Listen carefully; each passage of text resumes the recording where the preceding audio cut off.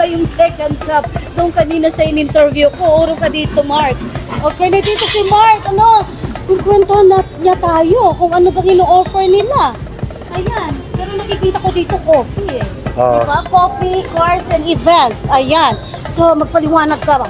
So, parts and gracing table is nowadays coffee.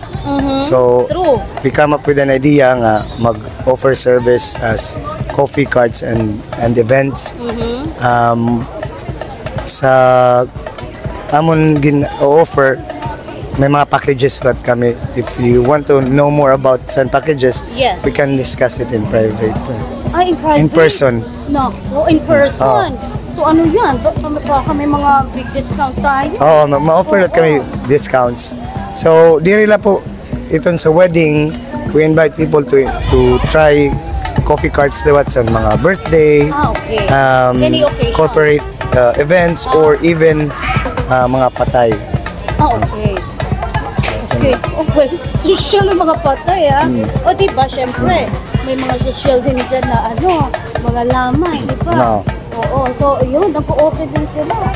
So, ayan, the second cup. So, yung may page po kayo. May page po kayo na pwede kayong i-contact at sa contact numbers din. Sa amon Facebook page is Calbayog, the second cup Calbayog. So, siguro makatunla ka sa Facebook, tapos i-search na lahat siya.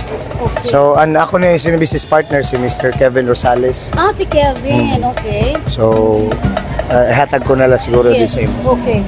So, guys, visit kayo dito. So, yung diba, kanina kasi, nanood-interview nila ko sa ibang may mga 10% discount sila pag nagpa-book now or last na tomorrow.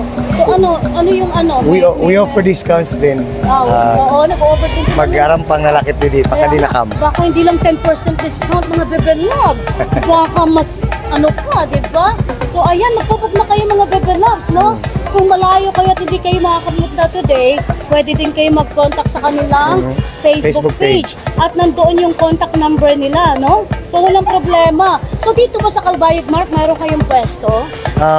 Na pwede nilang puntahan every night or every day, anytime? So, once nag-sign ka sa contract, siguro we offer free tasting sa namon mga coffee na available. Nice. So, ito sa City Food Hub, Calbayog. City Food Hub, Calbayog. Sa Nihaga and Galit Street. Oo, malapit lang yun sa amin. So, ayan. Okay, thank you, Mark. Thank you so much. Yan lang mga Bebe Loves. Ikot pa ako.